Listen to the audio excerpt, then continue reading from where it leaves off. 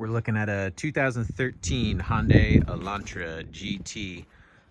The button for the hatchback here, eventually everything just wore away. It's like a rubbery plastic. It finally wore away. So it could actually still get into the trunk here by pushing that little tiny button there. You can kind of reach your finger up in and still get into the trunk, but it was time to replace this. So I found a video online for how to get this out, but it involved taking off all the trim. You got to take off this piece of trim first, and then take off the lower piece of trim.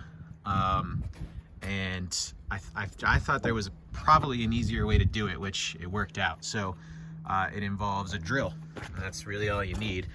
So I just have a drill here with, I don't know, maybe like a 3/8 inch bit, 1/4 inch bit. Doesn't really matter, it just can't be too big. And my idea was to drill right into the tabs here that hold the button in. So let me show you the new part here. This is a genuine Hyundai part, Hyundai Kia, same company. It's part number 81260. Here's the new part. So on the side of these buttons, there are little tabs that hold it in, right? It's right there. You can kind of see that little tab. So that's what, once you got in there, you would depress that tab and the whole button would slide out.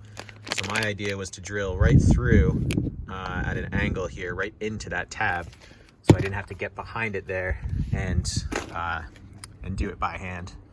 So it was pretty simple. I just kind of drilled in at an angle like this, taking my time. Went through right through that side, right through the tab. Same deal on this side. Drill in at an angle and go right through the tab. And then I was hoping it would pop right out, which it did. And this thing will just pop right out. And it's a simple plug and play. So again, there's a tab on the back of this right here. So I'll push that in, this will pop right out, and I can slide the new one right in there.